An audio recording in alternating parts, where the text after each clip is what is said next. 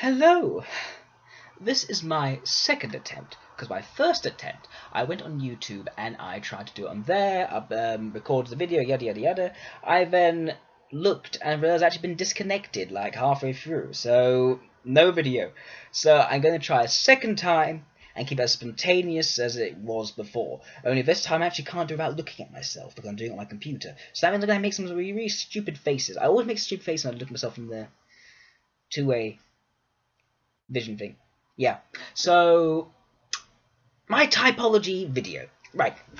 Essentially, I'm making this typology video, type me video, because I spent a long time typing other people, and on the group, trying to work out what they were. Ben David then threw down the gauntlet. He said, how come you're not making a type me video of yourself?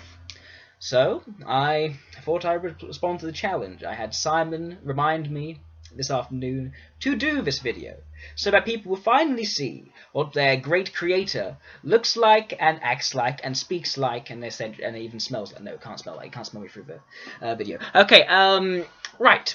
So, question 1. I'm going to go through questions by memory because I can't actually see them in front of me. So, right, question 1. How do I get in typology and all the psychology stuff? Essentially, it started when I was doing secondary school. I was in year 5, I was 16 years old, and Mr. Lloyd Williams, my PSHE teacher, said he took us into the classroom, laid out all these sheets of paper and said, this is the Myers-Briggs type indicator, and we're going to find out your personality type today.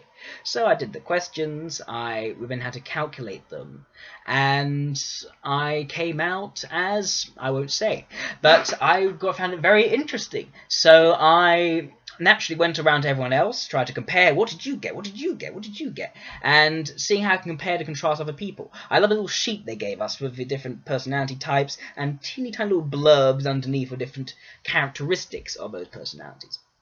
I didn't really know much about it at that point. I knew nothing about it. I just found it fascinating.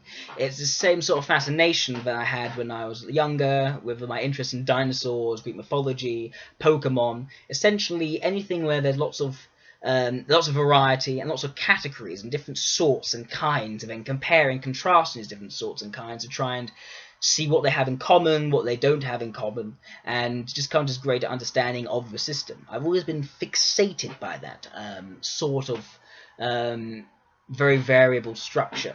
So this is one of a similar sort of thing to what I've been interested in before.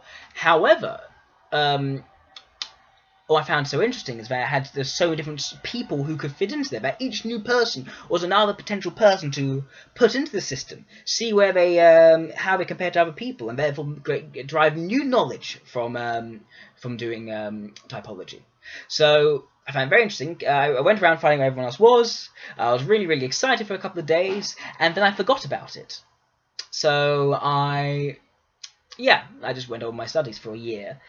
Then I discovered MBTI online, and I thought, hang on a second, this looks familiar. I took the test that was on www.humanmetrics.com/CGI-win/JTypes2.ASP, and they got the same result as last time. So I thought, oh, okay, consistency, good. So I thought, what if I could find out everyone else is again, because they've probably forgotten by now. So I spent the next 2 years of my lower 6th and upper 6th in primary school, 17 to 18, going around with this personality test on my computer, getting everyone to take it.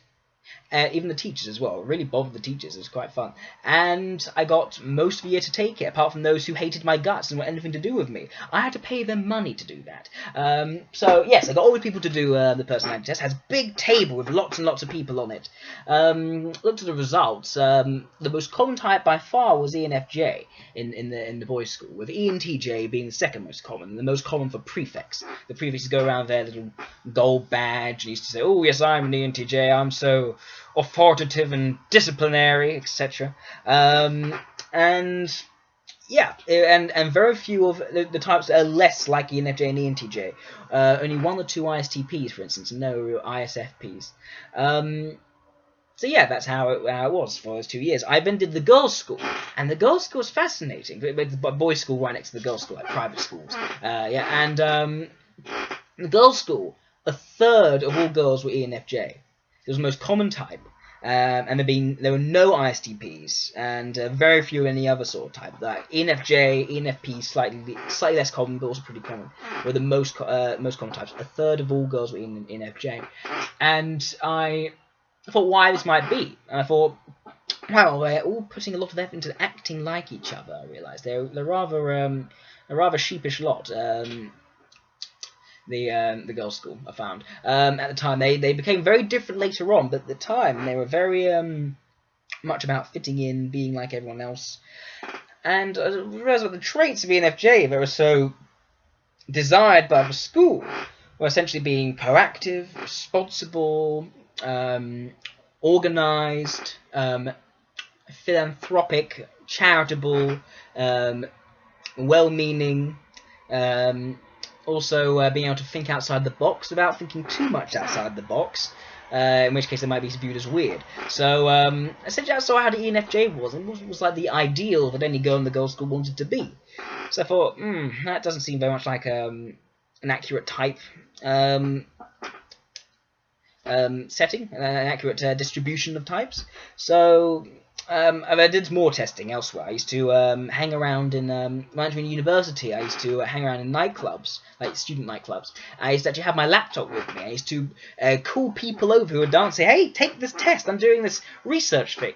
And I got quite a few people to do that as well, but it was rather difficult to get accurate results because people were like half drunk, spilling beer all over the keyboard, and that sort of thing.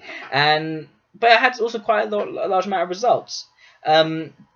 But then I made the switch to socionics, and things took a major turn for the better.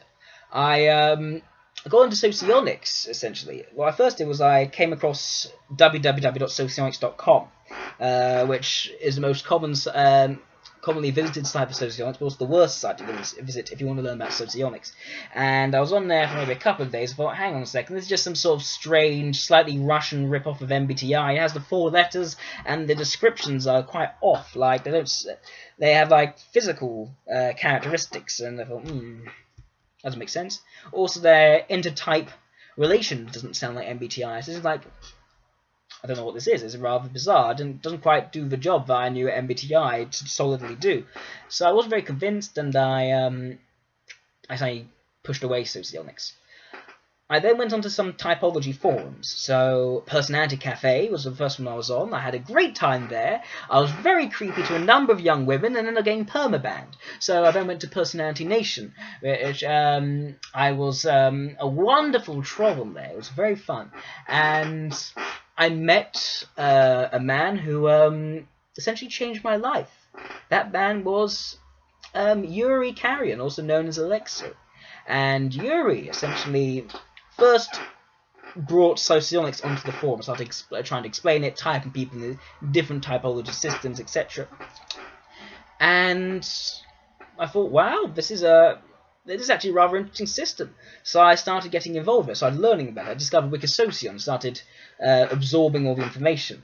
And the more I learned, the more I started to disagree with Alexei. And so the more we used to debate. And I had these huge, several pages long of text of us debating and throwing insults at each other. Well, mostly him. I don't really tend to throw personal insults, but he likes it very much. So that's essentially what happened. It became quite a real fixation, a hobby for me to actually learn socionics and then use it to beat Alexei.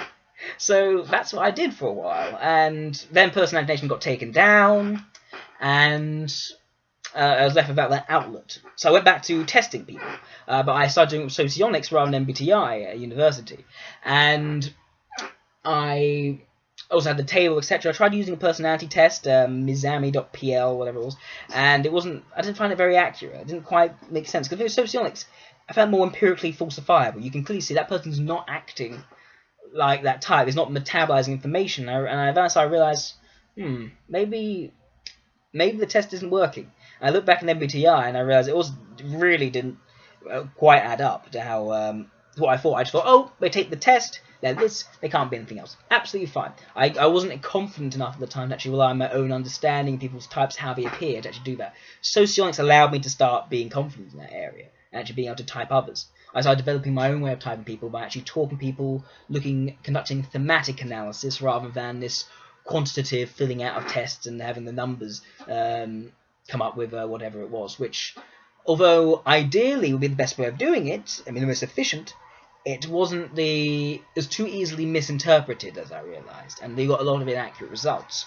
So talking to people, understanding them, first of all, didn't alienate you from people, which I realised I was just shoving a computer in people's faces, and they didn't like them very much sometimes. Some of them did, I loved it when they loved it, but when they didn't like it, they got quite hostile towards me. So I then tried just talking to people, and even sneak typing people. I just had a conversation there. So our user person does this? I see. And I then gave them the profile, and they're, oh, that's like me! And wonderful, full effect, brilliant. But, and then I started actually sharpening my abilities, seeing what worked, what didn't over time, and trying to become better at actually typing people just by talking to them. And then I set up my group. I first of all set up a meetup group in London. I also did... I've recently set up, well, last year I set up a affiliated socionics group with UCL, my university, and also set up this group online, which started with a few people. Simon brought a few people along from my HAC, which was great, and then suddenly it grew exponentially to this pretty big 400 member strong group. And now we've got a community of socionics people, which I find fascinating. I'm getting thirsty. I'm going to get some water. I'll be right back.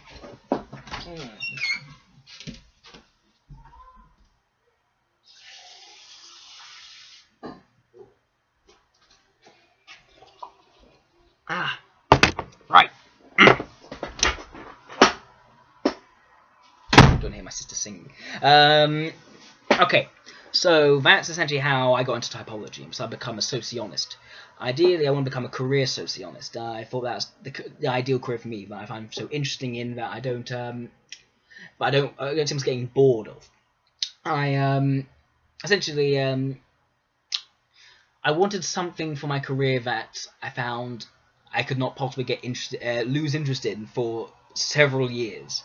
So, and I thought about psychology, specifically typology, where it's a structural system that I enjoy already, but also lots and lots of people to look at, and each person being a different addition to that system. I found to have lasting fascination for me. And also new potential as well. I just see different applications of the system in terms of consultancy of companies, dating site, also getting a psychotherapy clinic set up as well. My sister, I might get her to do that. She's interested in psychotherapy. And there's other avenues that I could apply socionics to with this system that essentially helps me to understand people better. That's very juicy in its structure. Yeah, so that's how I got into typology and psychology.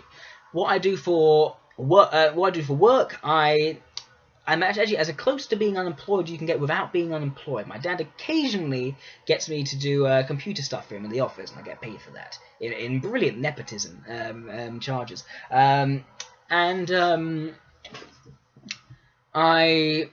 just finished being a student at UCL, doing philosophy. Just finished my third year, waiting for my exam results.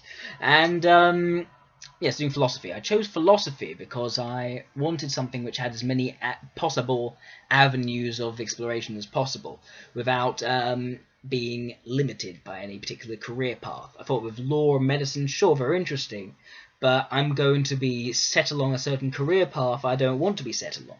I'd rather keep things open and be enriched for anything I want to do in the future when I want to do it. So that's why I went towards philosophy. I thought it gave me what I want. Also just so fascinating. Different areas like metaphysics, epistemology, political philosophy, etc. I found it had that variety which I thought could sustain me for at least 3 years. So yeah, the philosophy, I really enjoyed the course.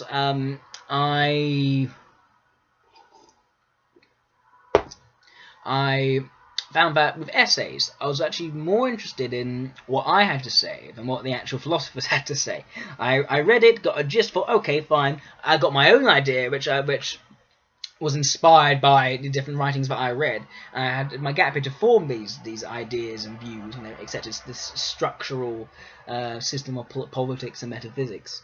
And I was more interested in trying to develop and work on and explain that, than necessarily critiquing other philosophers' views. So often in an essay, I start trying to very quickly go into my own original thought process, without adequately adhering to what the the philosopher I was critiquing had said. So often that marked me down a bit in essays. But they never said my essays weren't original, which I found satisfying. But yeah, I had to work on becoming more disciplined and focused on how I approach the essay format. Yeah, and also just learning the rules and expectations for an essay, which I didn't quite come intuitively to me. I had to ask the professors what they wanted so I can give them what they wanted. I had to be very clear. So yeah, that was my degree. I was at university. I got involved in musical theatre, which I found to be a wonderful avenue to channel my expressiveness. I got really involved in the musical theatre scene. I ended up playing a lead role in one of the shows. Also been involved in musical theatre before. Like for my gap year, I took a production up to Edinburgh. I thought, oh, I'll take Othello up to Edinburgh Fringe Festival. So I kind of became the producer and director at the same time. I hired actors. I got volunteer actors, but I had auditions and everything. And I took everyone up. I managed to raise the money myself and get them all to actually go there and do it. So essentially, I always find that when put in the deep end, I can just learn what I need to do. I just work it out and I can do it. I don't get that sense of feeling lost. Like, if it's a novel situation, I can just read up on what to do, understand what to do, and just go straight and actually do it and get it done. And make an exciting, interesting experience for myself. So yeah, musical theatre, I played a big role in that. I really enjoyed the some roles I played, like before university I was like Thénardier in Les Miserables, and I really enjoyed the method of playing that character. I deliberately went without showering or shaving for a week. So 2 weeks. So I was really, really, really smelly. And I really enjoyed being on stage, everyone just reacting with disgust towards me because I smelled so bad and looked so bad. And it's really like a revolting character. Because I knew that Thénardier meant to be a revolting character. I thought, why not really portray that rather than, I don't know, put on makeup. I mean, makeup, sure, it could appear, but I want to really be this revolting person. So I essentially made myself revolting, which was fun, and I got people liked it. I was actually rather good at performing. I actually enjoyed being up on stage, singing, acting. I was never good at dancing. I was always quite dyspraxic and used to bump into people. Plus, I'm rather a bit shorter than people, so whenever in the chorus and the two girls on the other side of me are like nearly twice my height, and they start carrying me off, it's very funny to other people, but it doesn't quite blend in, which may affect the director. So I wasn't very good at the dancing, and then fitting in with my movements. But I was good at comic acting, character acting, which I enjoyed. Because I thought I'd go to push myself more, put on more intense expressions, more intense characteristics, rather than the romantic lead, which kind of bored me. I'd never played romantic lead. Glad I never had to play a romantic lead.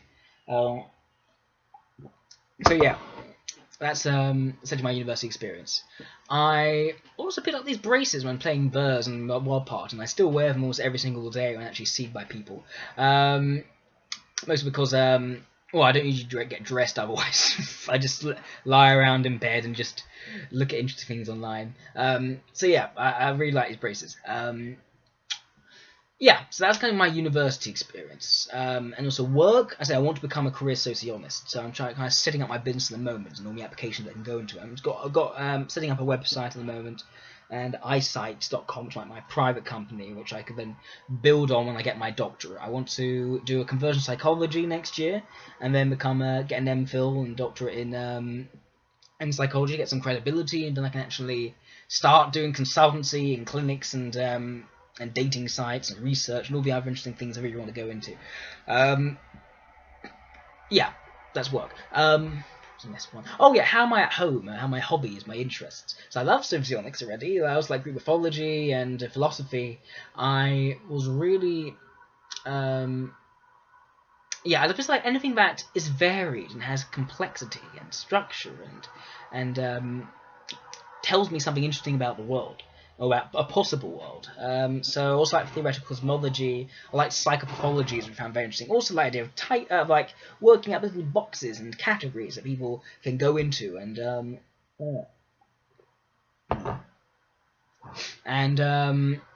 just basically just understanding those categories and learning them. So I got a rather wide circle of interests. Also, was interested in mixed martial arts for a while. Just like it. Oh, different fighting disciplines. Oh, that's so cool. How is that one different to that one, etc. Yeah. Also, I like classical music, but I'm more like I'm not so much interested in classical music. I just like listening to it because I find it very fun to listen to. Also, I like my music color sense feature starts playing up in my head when I start listening to music, which I also enjoy. I like the complexity of that as well. So yeah, that was my interest. At home, I'm also very with my family. Going to question 3, essentially I come across very hyperactive in person, and and essentially when I'm out and about, I'm hyperactive. But at home, I'm very much the relaxed one. I usually sit in this little armchair in the corner, got my laptop, doing stuff on my laptop, doing lots of stuff online. I'm very interested in doing online activities, getting involved in different things. But I'm very relaxed and rather chilled in the home environment. I try to be comfortable. It's hard to stay relaxed and chill because I'm one of 5 siblings. I'm the oldest. And the middle 3 are very combative and antagonistic towards each other, always getting into fights and arguments, etc. So often I'm the one that actually ends up mediating and trying to calm things down, listening to what their problems are, trying to find out what the solution is, where the inconsistency is, where the misunderstanding is. And so I've developed a lot of mediating skills as a result. Also, I'm often good at giving advice to my mother, who often needs me to give her advice. She's an IE, so I'm very good at taking on this almost SLI-ish role. I'm channeling my SLI grandfather when speaking to her, and listening to her problems, trying to calm her down, make her a cup of tea. She really loves to make a cup of tea, and it's the usual thing. So I learned to adapt to the rest of my family in order to keep a nice environment where I can do my interesting things. At the same time, not letting their obligations and pressures get in what I'm trying to do.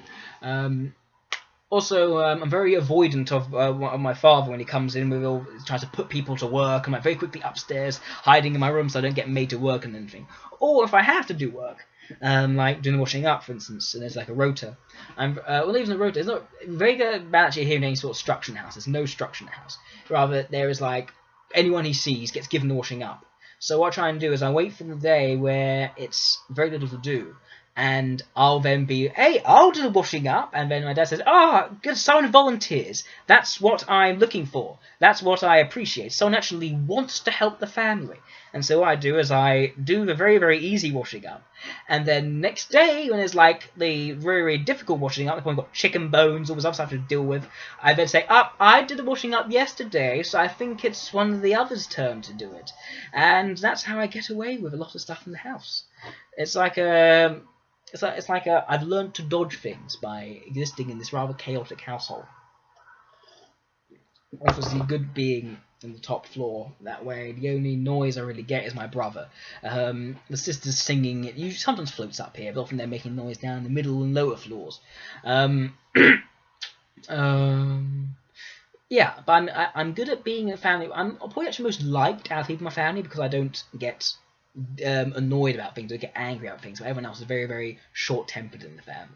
So I'm just a guy that I'm like pretty much everyone's favourite family member, and they often like playing different sides against each other for different reasons. Yeah, that's home, my interests. Now with friends, relationships, I'm not very good. I've got some amount of charisma. I'm good at appealing to people in the first, making first impressions, making ideas interesting to people. I've got this high amount of energy with people.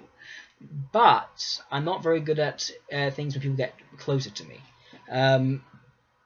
I often mistreat my friends because I don't really know that they're as close as they feel they are close to me. I'm not very good at judging the closeness of friends. So, essentially, anyone who's nice to me, who smiles at me, or who says my name with a positive affirmation, I assume they're my friend. So I've got lots of friends. I've got over 3,000 Facebook friends. But I'm not very good at then saying, okay, that is that kind of friend. That person's a closer friend. That's just an acquaintance. I'm not good at making these distinctions and feelings of psychological distance. I just think, okay, you're my friend. Cool, be my friend. And that person you don't like, be okay. You don't have to be my friend if you don't want to. So that's essentially how I approach friends. And so with close relations, I can often people can then feel a bit dejected when I forget about them, or I'm off doing something else and talking to other people, and I forget these supposed commitments to people who thought they developed a certain sort of rapport with me. So I'm not very good at maintaining that. Also with relationships, I've had 2 relationships. One was with an EII, lasted 3 weeks, but ended. She dumped me because she realised I didn't actually love her after 3 weeks. And my 6-month relationship with what I thought was an ILE turned into an EIE. When it turned into an EIE, things went south very quickly. Essentially, when I'm in a relationship, I'm just glad that I have a girlfriend. I wasn't very good at actually making social connections. So essentially, I wasn't very I didn't really succeed very well in the whole social sphere when I was younger. I didn't really have any close friends. I just had lots of people to wander around and talk to. A lot of people didn't like me in school, for instance, because I was very, very odd, alienating, etc. But now I've kind of changed in that I've kind of abandoned my integrities, and I just say things to please people. That way, they're nicer to me. That way, I can get things that I need. Like if I'm in the college situation and society, I want to get that role. It's good if a director likes you. So I've managed to make myself far more likable than the person I was several years ago. I thought, oh, I'll be however I want. Screw how anyone else feels. I'll stick to my principles and not appease anyone else. I realised that didn't make me so happy because no one was nice to me. So as to make people, for me to be happier, people need to be nice to me, more welcoming to me. So I abandoned my integrity completely and just say whatever makes people happy. Now, what's very important in that close distinction, I never try and lie to myself. I always need to know exactly when I'm contradicting myself, saying one thing to one person, another thing to another person. I just know I'm just appeasing them. They're not important as long as they're appeased. What's important for me is that I am consistent to myself. That even though I can be put on these acts and these different faces of different people, I know what I think is consistent. I know that I don't necessarily believe I'm saying to one person. I don't believe 2 contradictory facts at the same time. I kind of need myself to be consistent. So yeah, I essentially start off by being very almost puritanical in how I approach things, or rather autistic in a way. I do have slightly autistic traits, I guess. I still get niggled, for instance, when rules are created but they're not consistently followed. Like there are lots of unexplained exceptions to rules that aren't actually legislated. At the same time, I don't actually like rules. So I'd rather be just free to do whatever they want when they want it. So when a rule is actually created, I'd rather the rule didn't exist. But if a rule does exist, it needs to be followed consistently and not nary-fairy. Willy-nilly. I don't know. I don't know what terminology I'm using. So yeah, that's essentially what how I'm with people. I don't really have that sense of substance and integrity with people. I'm more about having lots and lots of interesting contacts. So when people get closer to me, they often get disenchanted by being close to me. Also with relationships, I said I'm just happy to have a girlfriend, have someone who I feel close to. And so I'm far more about adhering to their needs rather than making my own demands on a relationship. I don't really judge people or myself really. So essentially, I accept people for how they are. I'm perfectly, as long as I have a happy conversation, I can have a happy conversation with Gandhi on one side and a serial killer on the other, and I'd be perfectly happy with both of them. As long as the conversation is light-hearted and fun and interesting. I don't really make these distinctions between bad people and good people. As long as it's a fun conversation, I'm fine. So, yeah, so with a relationship, I almost become almost maternal, in that I just want to make sure they're happy, because they're close to me, they're important, I'm emotionally dependent on them being happy, so I need to make sure that they are happy. So that's what I really do, I try and make them happy. And that cannot go so well if a person turns out to be, to not be, SI valuing. That didn't go so well. So yeah, relationships, still working on it, trying to how to be better at relationships.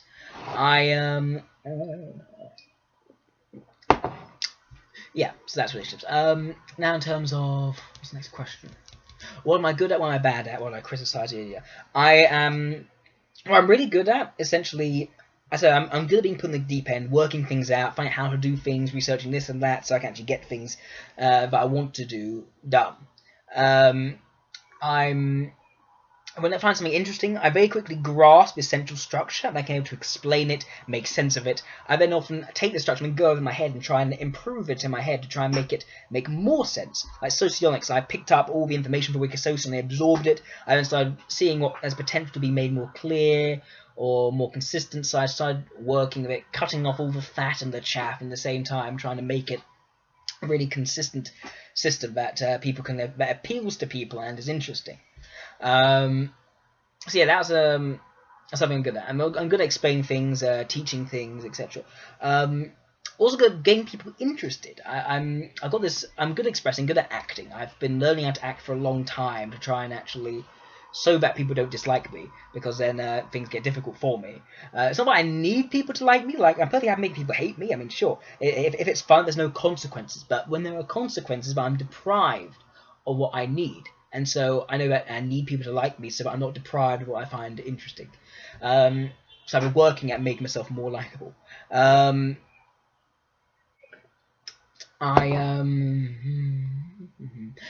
so that's essentially what I'm good at. Also good at listening, understanding. People appreciate that I don't lose my temper. I got good emotional control, and that I don't judge people. They find me, they're more like to open up to me because I'm not like to judge them, because I can listen to whatever they say, and I'm not going to judge what they say because I don't find it. I'm not particularly interested in saying what's good and bad, just in terms of just fixing the problem they might have. So, yeah, people often sometimes come to me with advice, etc. But this is where what I'm bad at comes in. I'm bad at understanding what the appropriate thing to say is. I can cheer people up, but I can't really notice that person's personal sensitivities and respecting those sensitivities, because so few things irk me, so few things upset me. I have been offended since as long as I can remember. I just tend to, I can often assume, it won't hurt them, it's fine, and it does hurt them sometimes, and that's when things go very bad for me, because I've upset them, and then I think, oh, do they still hate me? Have they really forgiven me? I can't really pick up that they've actually have forgiven me. I don't really know that how they're warm to me. I can't really go by their emotive reactions. In the past, I never seen to me emotive reactions aren't really genuine. So I often don't know whether they like me or not. Maybe they're still harbouring this grudge against me. Often I can distrust people, maybe, and as I overplay my advantage in a certain situation, because I think, oh, if I don't do this quickly, they're going to try and attack me because I upset them ages ago, and yeah, that can get rather tense quickly. So I need to be I kind of need to be reassured in that I'm actually okay with people. I'm cool with people. Also, I'm bad at disciplining myself. I often find by doing an essay or a project, if it's work, if it feels like work, I can't do it. I need to enjoy the work I do, so it doesn't actually feel like work. It needs to feel like play or excitement. If it's not that, it's work and boring. So I can find myself leaving things last minute and quickly do things like instantaneously interesting, like watching Coffee videos, going on Wikipedia, looking things up, and then just actually starting my essay at like 5 o'clock in the morning. I'm also not very physically aware. I'm often trying to get myself comfortable and go into weird physical positions, because I'm trying to find this comfortable position that's right for me. Then I find it's no longer comfortable, and I shift positions to do this, and I'm not very good at finding the actual comfortable position or comfortable food. Making food, I'm pretty lazy as well in terms of making food and actually looking after myself. But I really appreciate when other people do that. Like, so if I find food on the table, I am delighted. And it's a really good way of making me happy when someone makes me food, or something warm and nice and comfy. And so I respond very well to that. I also got this thing where if someone like massages my scalp, I go like, oh, nice. So yes, I'm not very good at the whole physical looking after myself. Although I wish that I had someone or something that actually could help me with that. But also the self-discipline. I mean, I don't like the idea of discipline. I don't like the idea of obligation, of being made to do things that I don't want to do. So I'd rather be doing something that's so interesting I don't even need to discipline myself. I'm pretty much incapable of disciplining myself anyway. It's right at the last minute, I feel the adrenaline pumping, and then I find the strength to do it. Yeah. So that's essentially what I'm bad at. yeah, also people tend to admire the good qualities, and also some of the bad qualities. Like, because I can't lose my temper, I never lose my temper, they find that's very good, very useful. At the same time, I find it rather odd and very bizarre that nothing's really angry me. Some people get frustrated that I'm not getting angry at something that they're getting angry. I'm like, I don't mind. You should mind. It's a bad thing. I'm like, no, I don't. I think if they want to do that, they can do that. And so there's other situations that can lead to criticism from others. In terms of admiration, criticism of myself, I just admire myself. I don't really criticize myself. If I can identify a weakness in myself, or a bad thing in myself, but I have this like healthy bubble of narcissism that I got from being called a special child by my parents for years. So, and being the eldest and the special, yeah, etc. Supposedly psychologists say gifted, yada yada yada. So I didn't really develop this sense of, oh, I'm bad at things, I'm terrible at things, I'm awful, etc. My sister has plenty of that, by the way. She's very much self-critical, but I'm not. For me, if someone says something bad about me, I said, oh, it's something about me. It makes me unique. So I don't really take that on as a bad thing. I mean, sure, if it's getting in the way of what I want to do, I'll try and fix it. But I don't actually say, oh, I'm self-critical, and oh, I'm bad, I'm a bad person, I'm obsolete, I'm deficient. I just think, okay, I'm defunct in something, that makes me cool. Not cool, unique. I'm never cool. Very rarely. Some people call me cool. Usually small children, they always find me cool. Which tells me more about them than myself, I guess. Yeah. So, what was I saying? Can't remember. Yeah, those are things where I don't criticize myself from. Okay, now, it's called my ideal environment. I essentially want an environment where people are just free to do whatever they want when they want. I like these free, open-ended environments, lots and lots of comfort, good food, emotional vibrancy. I like people who express happiness. I like happy surroundings. I like that Hakuna Matata attitude, like in The Lion King. That's the sort of environment I feel is most ideal. And also, I think I need more technology and interesting things. I don't want to be deprived of technology. So I love beautiful nature, also being in touch with technology as well, and lots of new things that technology and developments can bring me. I essentially want to live forever and see all the new things that are coming about over the next few centuries. Also, I want environment free of obligations of being told what to do. He said, you have a moral responsibility to look after your fellow man, for instance. But someone was debating me the other day. I said, no, I don't. I didn't consent to that at all. If I didn't consent, it's fine. If I committed to it, sure, but I don't. Instead, I mean, sure, I don't like being a good... I like doing nice things to other people, because that makes them happy, which then makes me happy, because I got happy people around me, so I'm happy. But I don't... I never like the idea of saying I ought to do something. If someone says I ought to do something morally, I'll react the other way and actually become more antisocial, because I just want to reject that particular philosophy being put upon me. Instead, it's far more about me doing what I want, and if that involves helping others, then that's good. And that's healthy. I don't think empathy is a bad thing. I used to think, oh, empathy gets in the way of you doing what you want, but I think you can actually blend empathy with your self-interest, and that is a healthy, happy human being. So that's essentially what I tried, the philosophy I tried to approach, and I like an environment that has that sort of philosophy as well. But it's not like judgmental of people and trying to pick on people for being different. I mean, I like variety and interesting things. So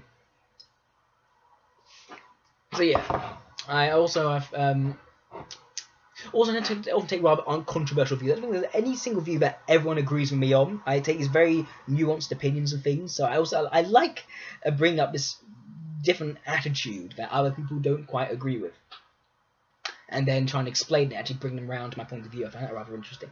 Yes, that's my favourite environment. The environment I feel most insecure in, essentially, where I'm being judged morally for something, where I've accidentally upset someone, and when I didn't mean to, I actually want to say something nice to them, but I said it in such a bizarre way that actually took it as offensive, and when I didn't want to do that. And I feel as if I then can't win that person. I can't then try and make them happy again.